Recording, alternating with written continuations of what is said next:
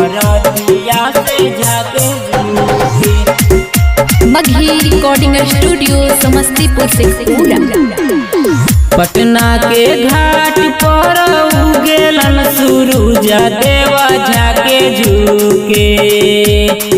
नवादा घाट पर उगेलन सूरज देवा जाके झूके।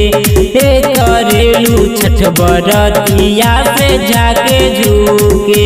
हे करेलू छठ बरतिया से जाके झूके।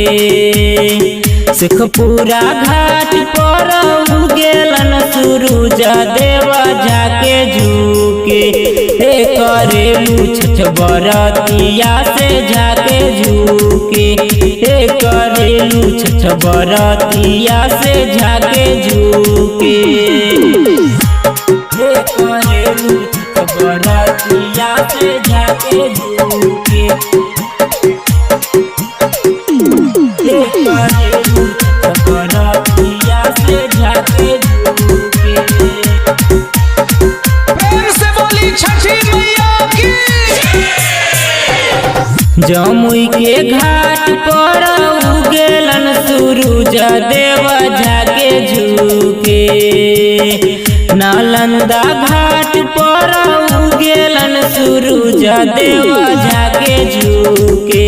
हे करेलू छठ बरतिया से जाके झूके। हे करेलू छठ बरतिया से जाके झूके। सर मेरा घाट पर उगेलन सूरज देवा जाके झूके। हे करेलू छठ बरतिया से जाके झूके। हे करेलू छठ बरतिया से जाके झूके।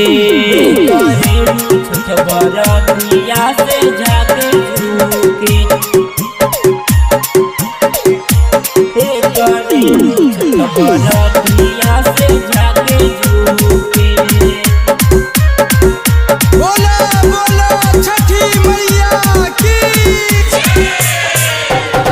मोकामा घाट पर उगेलन सूरज देवा जाके झूके। बरबीघा घाट पर उगेलन सूरज देवा जाके झूके। हे करेलू छठ बरतिया से जाके झूके।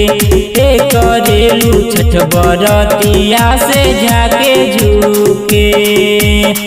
बड़गांव के घाट पर उगेलन सूरज देवा जाके झूके। हे करेलू छठ बरतिया से जाके झूके। हे करेलू छठ बरतिया से जाके झूके। presented by Maghi Films।